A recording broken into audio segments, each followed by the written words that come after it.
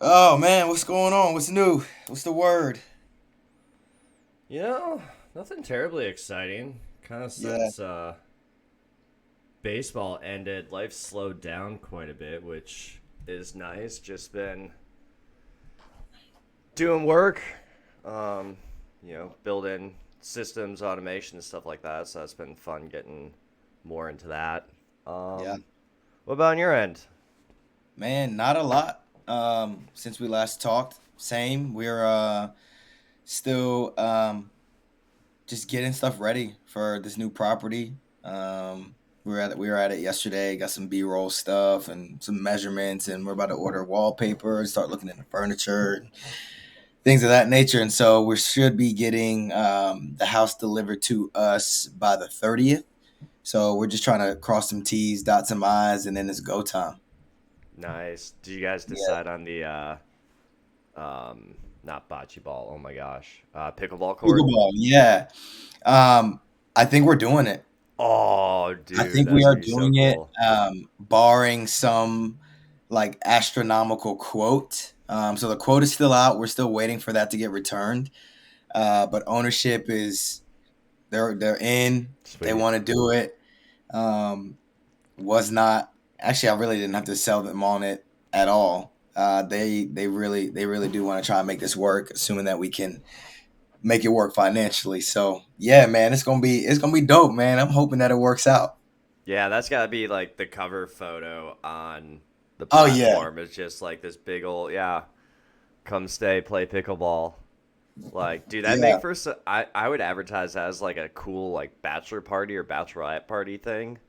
I yep. bet you a lot of people would love to come do that. Like, hey, like skip all the bars and all that drama and BS and just like have a pickleball tournament with your buddies and get hammered on the court. There you go. There you go. A nice little staycation at the property. You don't really have to go anywhere. That's exciting, man. So, what's are you just keep building stuff then? Is that really all you got? That's kind of the next phase, I suppose. How long is that going to take? Yeah. So, when you say building stuff, what do you mean? Let me clarify that Like, first. whatever updates you need to do to the house, like decorating and Yeah. like I don't think you're like remodeling and gutting anything, but obviously building We pretty actually, small yeah, we things. actually are. Oh, are you? Yeah, like we had to like move where the laundry was, create a closet in one of the bedrooms, move the whole back door to the back entrance of the house, to make more of a dining room area. So there has been some stuff that we've been doing from a renovation standpoint that's um, time intensive. So like the guys just laid down tile in the bathroom, but I mean it's still very much a construction site.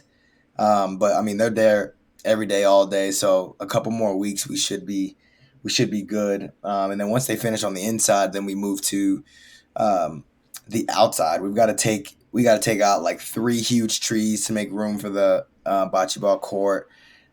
We are like restoring an old shed back there and turning that into like a game area. We're gonna put like electrical with like cool lighting in there. We're gonna do like a ping pong table in there and some other fun games in this like shed area. And then like creating like a pet area too, so you can have your pet like fenced in. And then we've got like a fire pit area with like cool lighting around trees and stuff like that. So I mean we've got quite a bit of work to do. And so best thing that we do now is just start to control the controllables and make sure that you're getting all like your permitting straight. Like you're starting to order items that may have like 2 to 5 week lead time, so you're not waiting around forever. As soon as the flooring's done, then you can start ordering your big furniture and ordering it straight to the house, things of that nature. So yeah, like me and Bree have been just spending a lot of time right now, like just on design, like what we want to do for each of the rooms, colors. We've been working with the owners on that, light fixtures, things of that nature.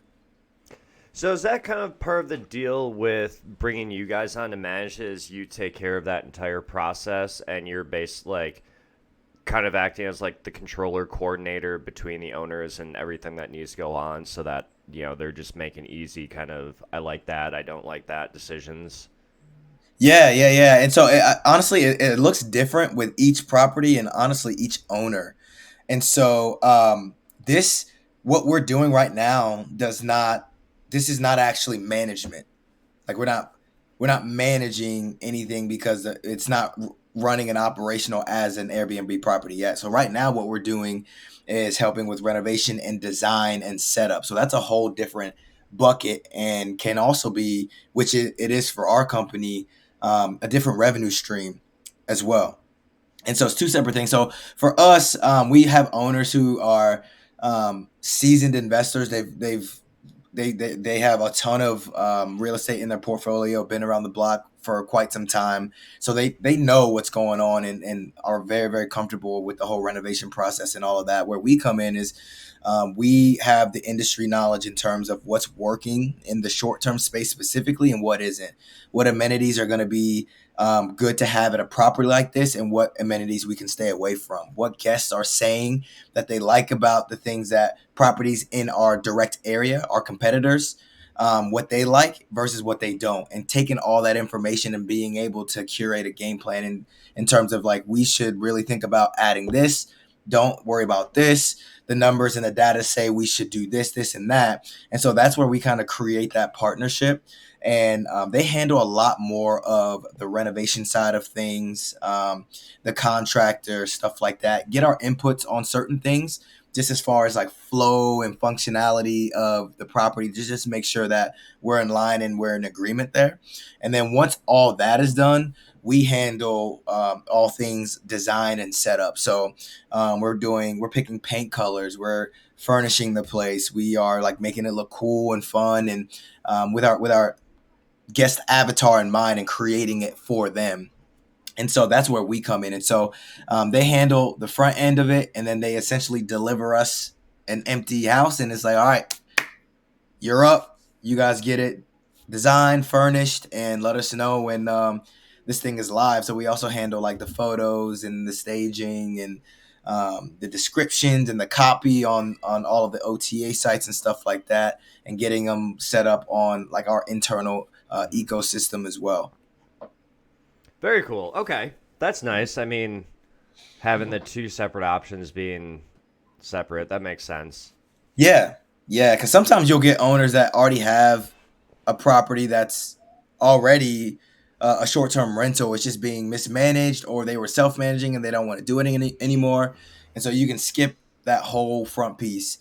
Sometimes we may come in like with design suggestions and refresh and updates if a property needs to be updated.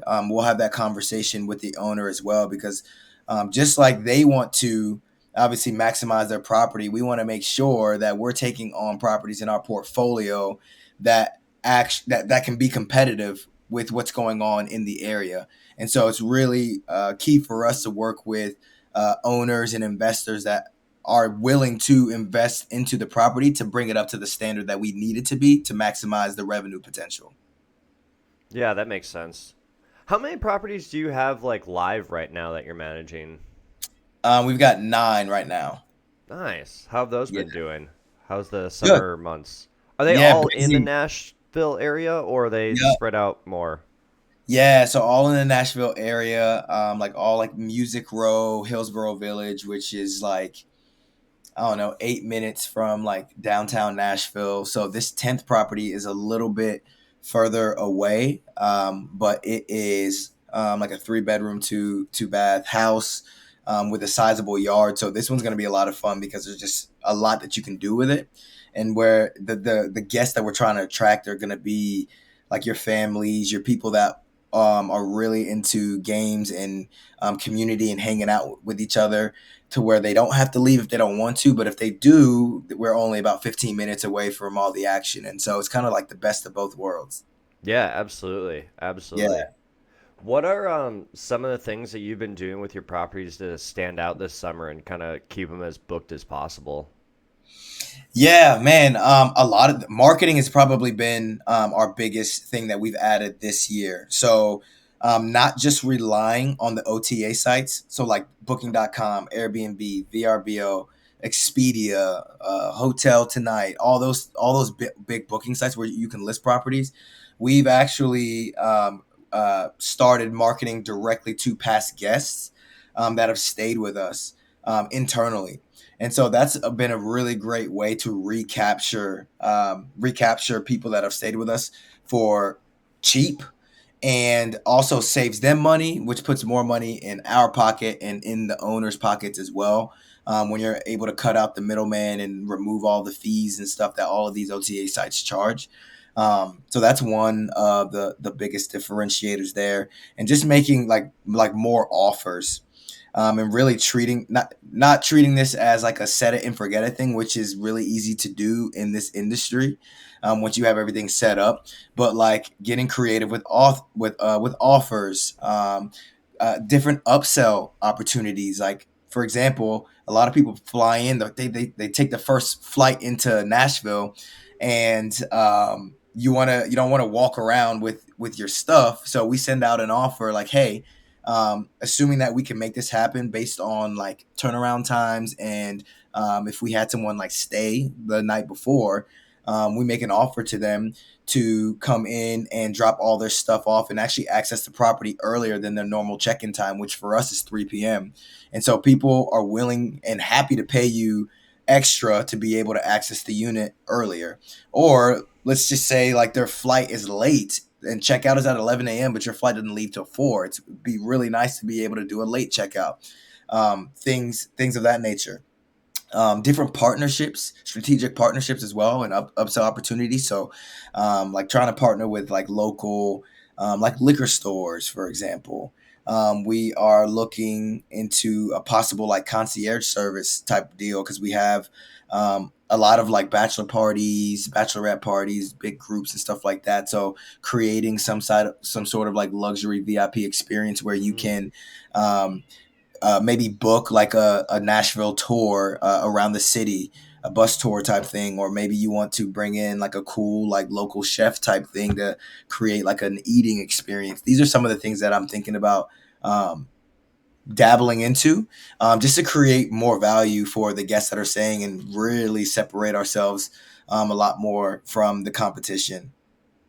I think that's really cool and a really good idea because, like, you know, you can get like a lot of these local businesses in there, and essentially you're just creating a network and, you know, a set of options for people where it's like, hey, I've vetted everyone on this list. I know they do good work and do good things, and you're gonna have a great time. So let me know Yeah, what you want. Like, I can't see any business saying no to something like that. And I bet a lot of the restaurants will give you like, and liquor stores and stuff will give you some coupons and different things like that that you can leave for guests too. That'd be pretty cool. totally. Yeah, yeah. So that's something that I've been trying to get going there and work on. So we'll see how that works out. Let's circle back to the.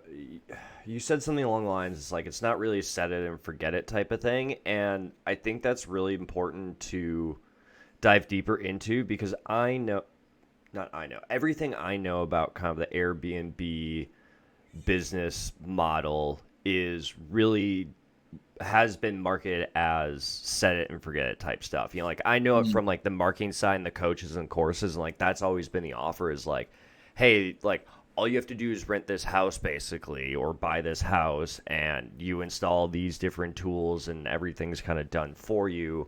Very, very low effort, don't have to do much, just, you know, almost mailbox money type of offers. So that's interesting that you say it's not a set and forget it thing.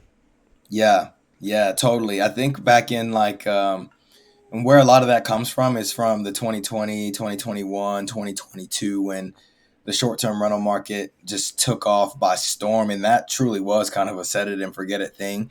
There was so much domestic travel happening. You really didn't have to do too much to make a ton of money, because there was just a lot of pent-up demand because of COVID, and you couldn't go anywhere or do anything. And so as soon as borders were open, the floodgates just opened for everyone, and everyone made a lot of money those years.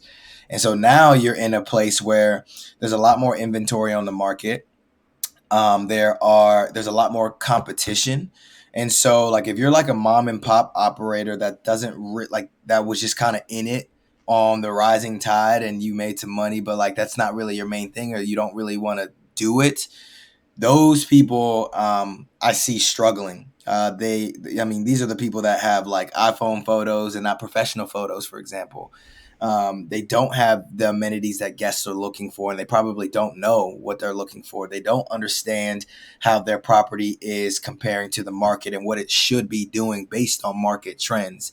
And so for us, every 2 weeks, I'm going in and adjusting, making micro adjustments to our pricing strategy to reflect the market and making sure that from an occupancy standpoint, I'm on track or I'm on pace.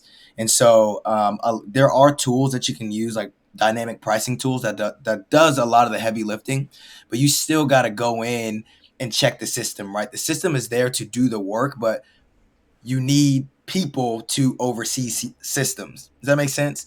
And so I can tell it what to do, and it's going to do what it needs to do, and has the algorithms and all that jazz. But if I see 8 of my units are booked for one weekend and one is open, I might go in there and bump it another 10% in price, just so I can get that filled at a premium. Or if I see the vice versa, I might have to go in there manually and reduce it by 5 to 10% to so I can get those nights booked. So different things like that, because the whole set it and forget it strategy is dead and gone. Like, you really do have to pay attention to what's going on, because you could either be leaving too much table money on the table if your price too low, or if your price too high, your occupancy suffers, and you have a bunch of open and available dates that were not sold. So it's all about finding that sweet spot where you can maximize both occupancy and revenue, and hit that bell curve, so to speak. And in order to do that, you really do have to pay attention to kind of to what's going on in the market and what's happening in the area, events, things of that nature. That makes sense. Now, is this something where like you want it to be booked every day of the month, or is that, like, do you need time in between for certain like cleaning, or yeah, or is that your goal? Is like get booked every single night if possible? Yeah, like if you can get everyone's strategy is different. For us, like especially the months of March and October, I want that thing booked as much as possible, because that's like our high season. That's where we make that's where we make like 80% of our money is in those months. And so you want to maximize those months. That's when people are traveling. So now we're about to enter into like a slower season. So we've got August. We're in August now. September, October, it starts to slow down a little bit, and then November through February is like slow. And so this is where we can take advantage of like the midterm strategy and look at like 30-day, 60-day rentals for traveling nurses and people that are just looking for a furnished apartment, and they may be here for like a semester, or they're here for an internship, or whatever the case may be. So we may maximize it there so it's not empty. The other thing that we do during the slower months is just recheck inventory in all of the properties. We're tightening furniture. We may be replacing furniture. We may need fresh photos. We may be painting the building. We may be doing paint touch ups inside of each of the units to get ready for the next busy season. So, all the things that are like that need to be refreshed, we're able to do during the slower season. And so, honestly, for us, it's kind of nice that things do slow down a little bit, because now you're not having to cancel bookings or like work with your contractor or maintenance team around certain issues that have to be done when guests aren't in the units, which can make it tough with timing and annoying. And so we try and push like some of those bigger items to those slower months. But to go back to answering your question, yes, in the busy months, like if we can get someone in there every day, amazing. The only time that we may not want that is if like my cleaner needs to go out of town for something, or she's got something going on, and like we have a really great relationship, and so like I'll block days off so nobody can book it, so she can go and do her thing. And so that's like a, a little tip there for people to just make sure that you have an incredible relationship with your cleaners. Treat them well, because they are literally the lifeblood, and without them you're screwed. You need a good cleaning team. Oh yeah, I mean that would be like the number one thing if you come into a place and it's not clean. Oh yeah. Like, oh, instant like 0 stars and Oh yeah. big complaints for sure. That makes Yeah. sense. Yeah. So Yeah. Okay, I'm curious. I don't stay at Airbnbs too much, but Hmm. the one thing I always hear is like how ridiculous the cleaning fees are. Like, can Hmm. you explain why that is and how that kind of works? Yeah. So to that, I would ask, what is like at what price point is it ridiculous, Oh gosh, I right? wouldn't even know. Like, I just hear So people all the time say it's too high. Like, I think I've heard some of them where it's like it's almost the same price as like a one night, like a night stay kind of thing or more maybe, mhm. but that type of stuff where it's I think like over $100, I'm assuming. Yeah, yeah, and depending upon the property, the amount of bedrooms and bathrooms, and how many people it sleeps, obviously those numbers scale. But the cleaning fee is really important because of the time and energy that it takes to get a property ready, especially between stays, right? Like, let's just say you've got a four-bedroom property, four-bedroom, three bath. Somebody checks out at 11. You got another person checking in at 3, and this cleaner has to strip all the sheets. They have to wash everything. They've got to clean every single room. They've got to make sure all the dishes are put back where they need to go. They've got to make sure all the common areas are straightened up. And if, like, one of our properties, we have like outdoor amenities as well. They've got to go out there and make sure that looks good and is cleaned up and is straightened out.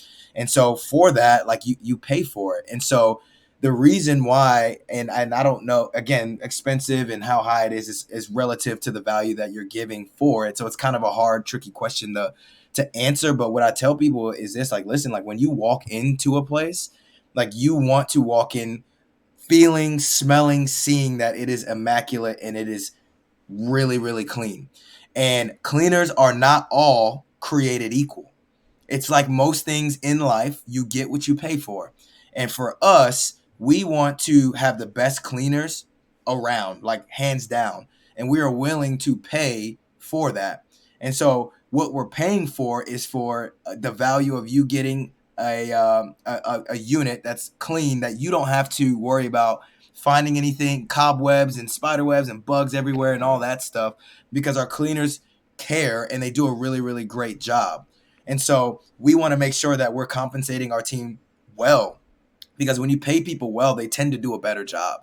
And so we even bonus our cleaners and things of that nature. And that comes from those cleaning fees. And typically when I explain that to them, people are like, yeah, I mean, yeah, like, I get it. It's like, hey, friend, like, if you did an incredible job, you poured your heart and soul into something, would you be appreciative if I said to you, you know what? Like, we've gotten 25 five-star reviews in cleaning, and 10 of those reviews mention how clean the place was, friend. Like, I want to just bless you with an extra $500 this month, or whatever the case may be. Like, how would that make you feel? Mm-hmm. Oh Pretty yeah, for sure. pretty awesome, right? And Yeah. when I'm doing that, they're like, I want to go, I'll run through walls for him because he cares about me. Like, he's not treating me like every other cleaner. I'm getting bonused out. My work is actually being appreciated. And so I want to be able to compensate our cleaners well. And so we don't go, for us, like, we don't go crazy on cleaning fees. Like, I look at all the competition and we stay within market in terms of what we're charging people. But you would much rather pay a cleaning fee than not pay a cleaning fee and find weird things and not have it be actually stains in the bed and, like, just nasty things. Most I'm people would be like, no, I want to pay someone good to clean this place. yeah, I'm paying to not know what happened in there the night before. Exactly. And that's worth it.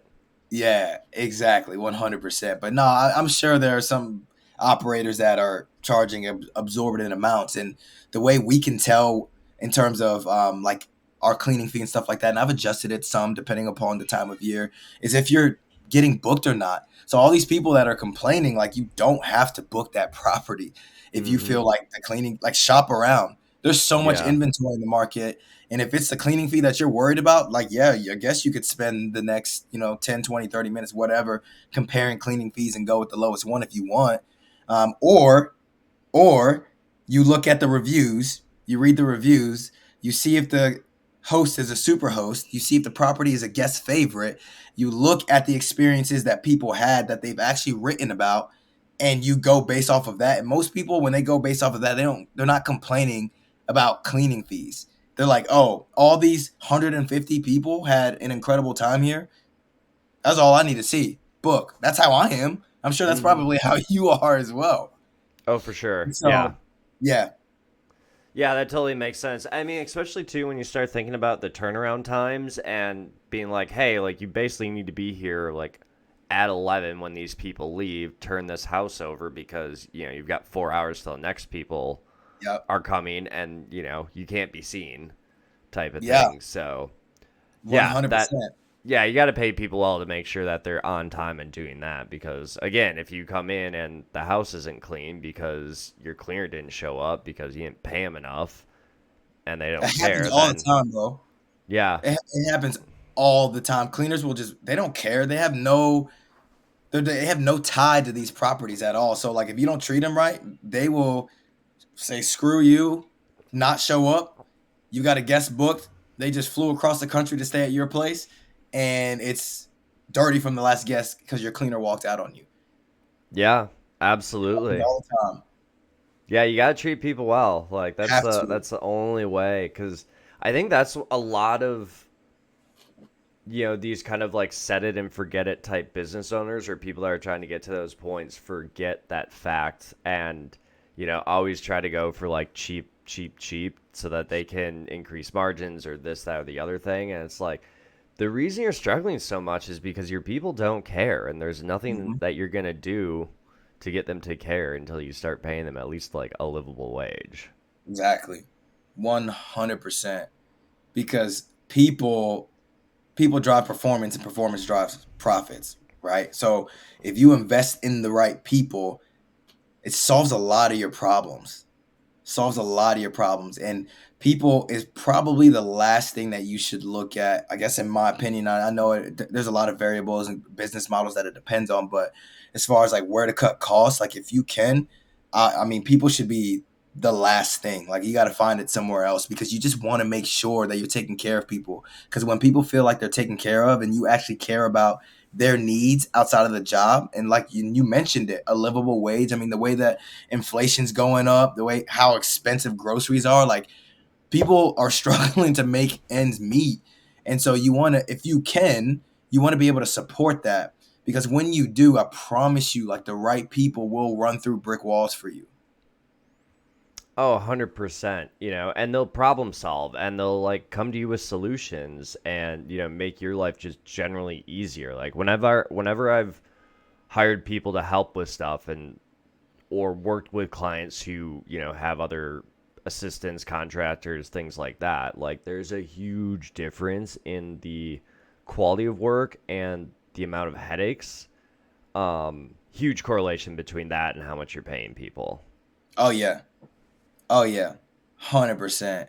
And like a lot of these, I mean, I love our cleaners and we've been working with them for like the last like 6 years, and so we've established a really deep relationship. And I can't tell you the amount of times that they've gotten me out of hot water where maybe I've forgotten to tell them like somebody's checking in early or someone's checking out late, and it was a mistake on my end, and they've just completely saved me, completely saved me. And so like I'm very appreciative for our cleaners, even and our maintenance team as well. They've saved me too. Yeah, and that's the thing when you take care of the people that or when you take care of the people that do work for you and you treat them right and treat them like humans, then they will absolutely do that because like that's what we want to do anyways. Like we Yeah, always want to like try to help each other out and kind of go above and beyond for the people who appreciate it because it feels good and that's like right. we like doing that and it's so easy to get people to do that if you actually just give a shit and it's not that hard. It's not that hard. It's so funny whenever I see either like managers or business owners or stuff like that who treat their employees like shit. I'm just like, you're making your life so much harder right now, Yeah, and it doesn't need to be. yeah. No, I agree. I don't even know like the way that the business landscape looks like now, and because of the power of social media and how easily connected. Like I feel like it's even harder to be a jerk to your employees now than it ever has been. The way that society now works, like you got to treat people well because now, like people will, people have power I feel like more power now than they've ever had before. And when you get bad like net promoter scores as a company, and when you're looking at like Glassdoor and stuff like that, and your company's up there, and you've got 150 people saying how bad it sucks to work there, like that's not good. That's the Mm-hmm. quickest way to run off talent. And so, like, I mean, I agree with you. I mean, I don't think it's hard to treat people with respect and dignity, and respect the roles that they've been hired to do. Yeah, absolutely. I think that's such a fascinating thing that the internet and social media has provided us with these more transparent looks at employers and, different, like roles in organizations and things like that, and kind of exposing some of the shitty people and like the common shitty behaviors and just how bad that they can be. Um, and clean that up. And and the other cool thing too is people having other options with gig work to supplement their income. I think my prediction is that as we keep going further into this technology rabbit hole, we're going to see more of that where people are able to, just work whatever kind of human job, barista or I don't know what, you know, and then they're supplementing their income with different side gigs of like what they really enjoy doing, whether that's like music lessons or teaching a language or gardening or like any kind of type of stuff where it's gonna be more of Mhm. that balance of things. And there's like they're just be like, no, like I don't like I sure I'm cool with working 20 hours a week. That's I just need this couple $100 or $1,000 whatever to pay a few bills. Then like all my fun stuff comes from these other gig economy type stuff or little like online coaching things and stuff like that. Yeah. No, I think you're right. I think we're definitely going to see more of that, as we just as we just continue on.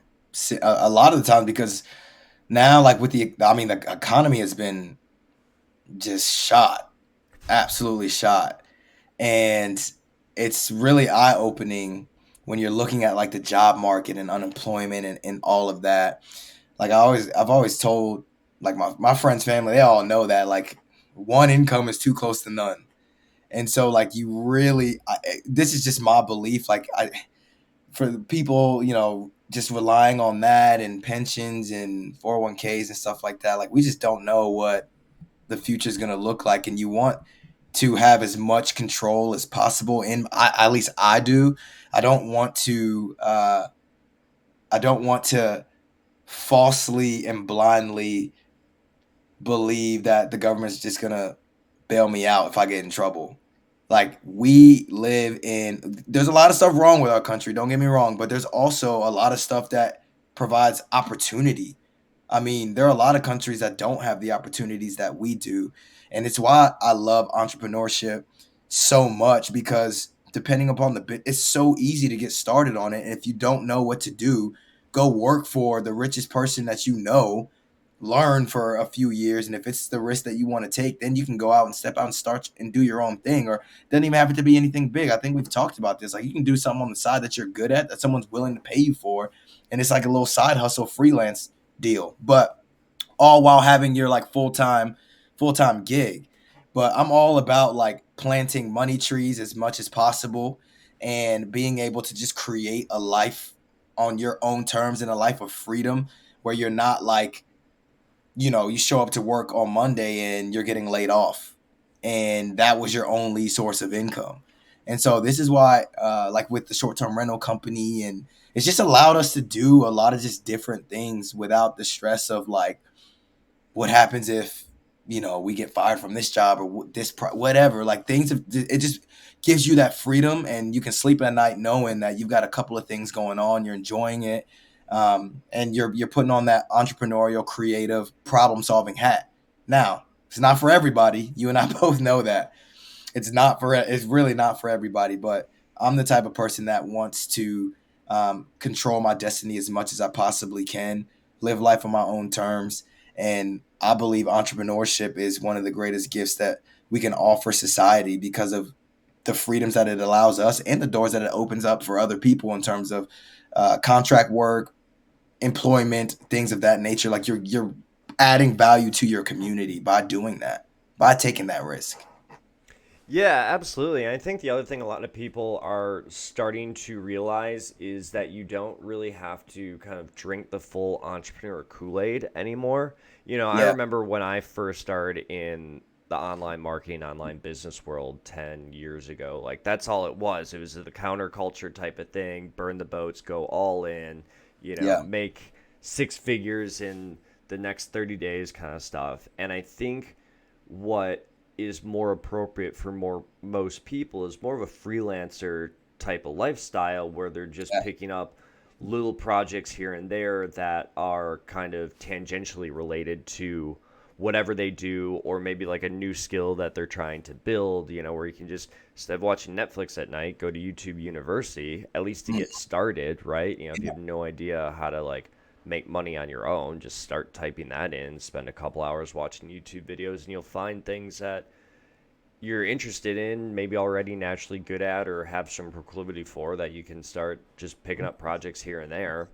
Yeah. And that's all that has to be to begin with. Like, it doesn't have to be like opening some big Shopify store or putting together some crazy thing. It's just like learn a skill online. Like, even if it's something, as silly as like data entry or like social media management where you're getting paid, a few bucks to like post things on people's social media. Like, it doesn't really matter what it is. Like, if someone's willing to pay you for it, you're probably going to make a better hourly wage doing that than you're, working as a bartender or a barista on Saturday mornings. And Yeah. at least you have like some flexibility in picking up projects and doing things like that, and just kind of like testing the waters on those like low investment type of things, where Hmm. it's really just based on offering a service or a skill. I mean, shit, like even like car detailing, right? Like that's how I Yeah. kind of got into it when I was a kid, and what I'm doing with my son is like car detailing, lawn mowing for people in my neighborhood. And that's really easy to do. You just need to get, some wax cleaning products and water, and that's it. And you Yeah. do that, a couple of those a month, and you can pull in an extra $1,000, no problem. Yeah. Bro, that's so good. That's so good. You know what I want to see more of? Like as the education space continues to grow, like I would like to see more people making investments in some of the things that you're talking about, um, as far as like skill set acquisition. Like for example, I literally just invested in um, like a speaking academy course. Like I feel like Mm. I have a natural proclivity to communicate, speak, teach, whatever the case may be. So I'm like, man, like let me go find who I feel like is the best that's doing it right now and teach me what I don't know. Show me my blinders. And so I think when we can get people to invest in some of those things financially as well, like you, it's it to I mean I know it takes time for people to get there, but for me it's like a no-brainer. Like why would you not pay a coach or a mentor or somebody who is 10, 20, 15 years ahead of you and give you their 10, 15 years in a condensed version so you can get the skills that you need, avoid a lot of the mistakes that they made in order for you to put another skill to your add another skill to your tool belt.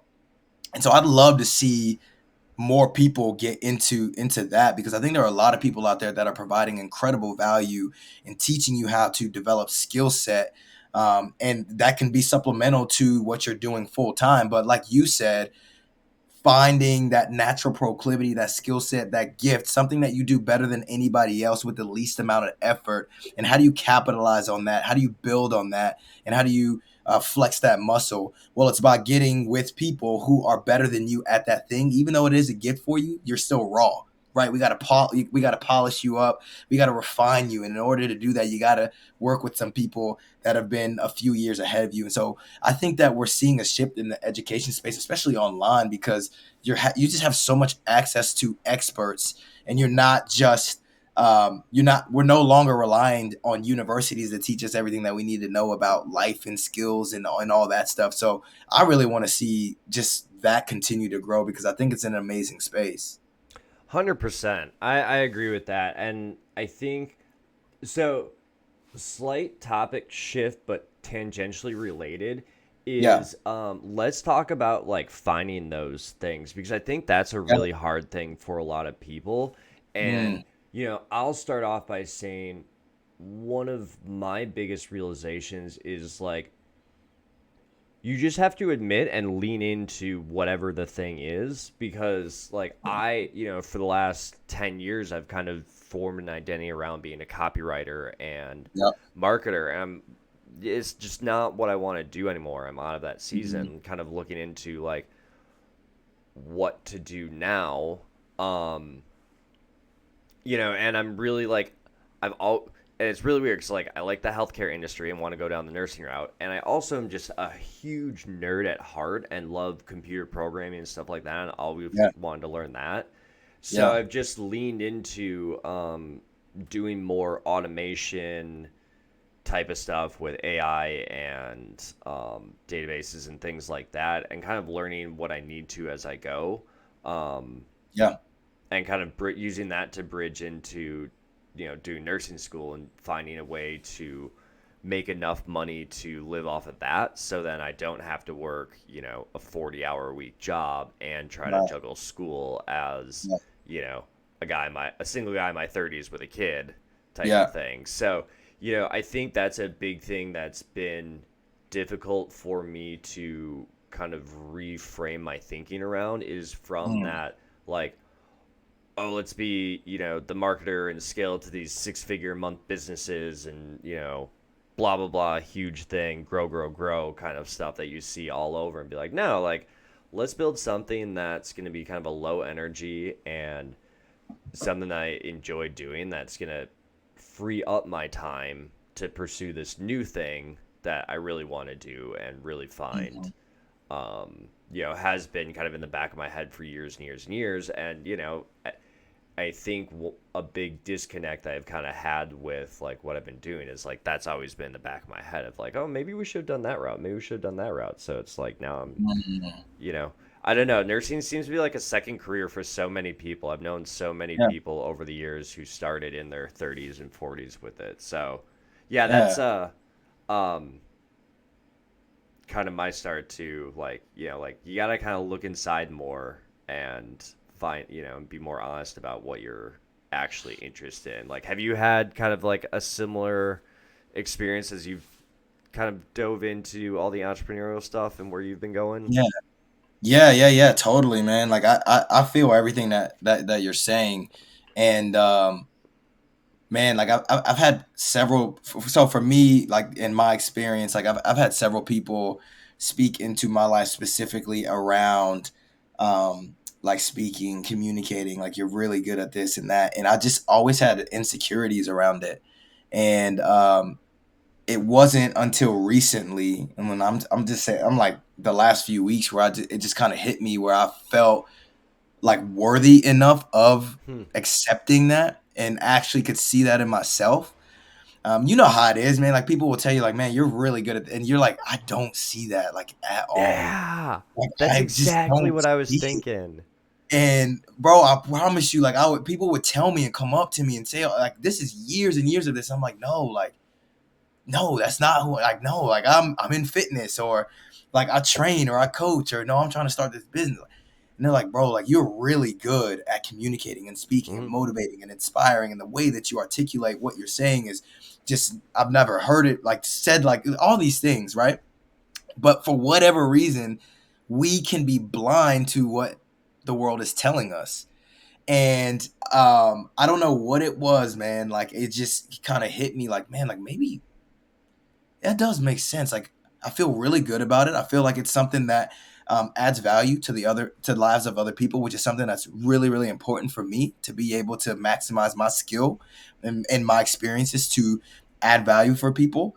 And I was just like, you know what, like more people need to figure out their gifting, like just the I mean I keep going back to what you said because it's so good, bro. Like your natural proclivity, like the things that you are naturally good at. And if you don't know, you've got to talk to the people that are closest to you and literally ask them, The thing you're like, hey, most Brian, like, insecure about is probably your best thing. Like, say again?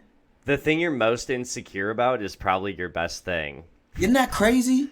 Yeah, because like I get that all the same thing all the time too about like helping people and like being caring and like, oh, you're a good listener and this and I'm like, okay, yeah, I guess like, Yeah, but I'm a you, marketer. Like I'll do yeah, this. Yeah, yeah, yeah. hundred yeah, you percent. just downplay it all the time. So, I, bro, I did that for so many years. I literally did, and so I was just like, man, like tapping into the thing that especially trusted people are telling you is true about you.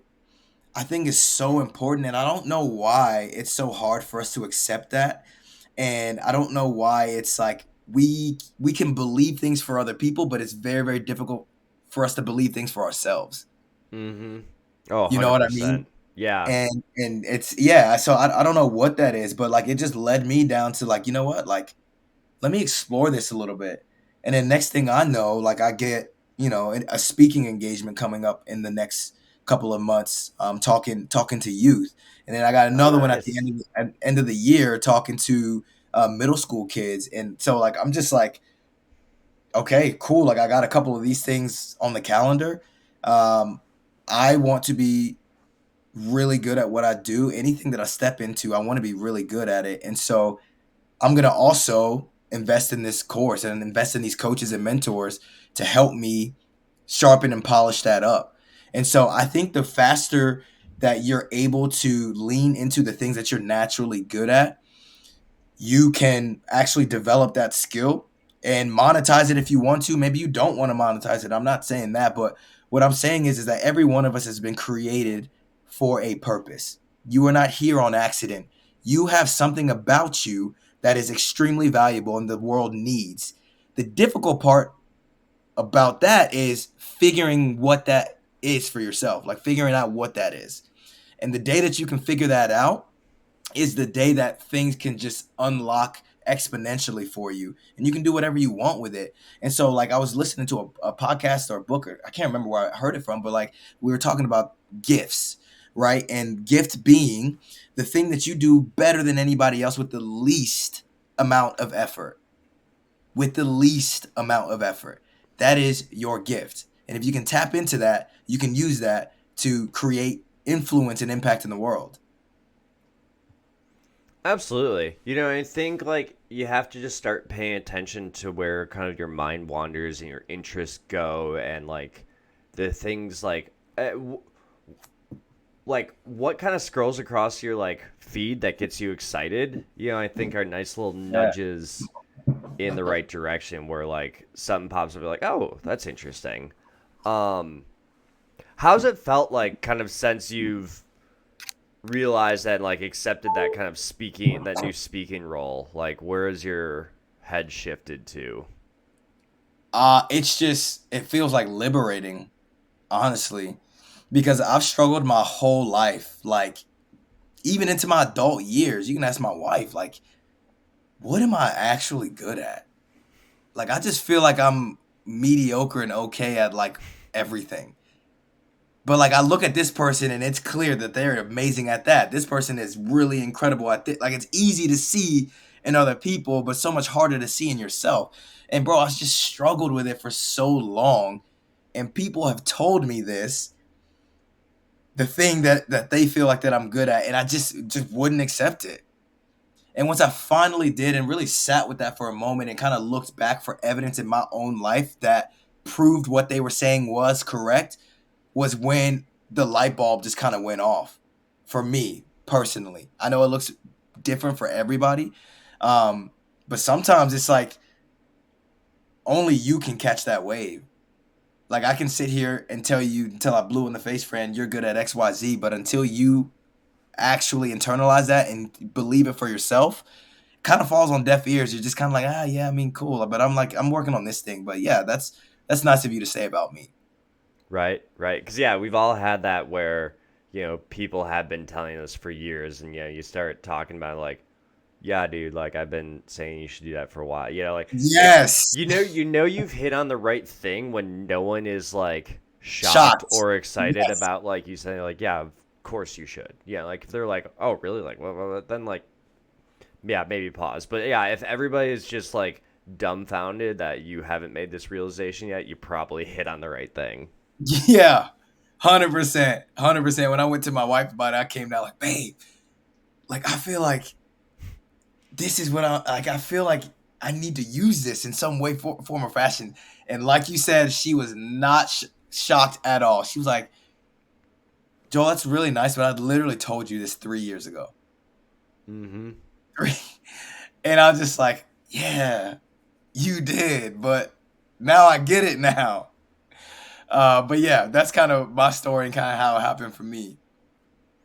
Yeah, that totally makes sense. Yeah, I think that that's the biggest thing people should like look for, and really kind of, and I think taking more time to figure that out, before you go down any one rabbit hole, because I know, you know, it's pretty easy to feel stuck in your situation or really like want to get out of this situation you're in. Mhm.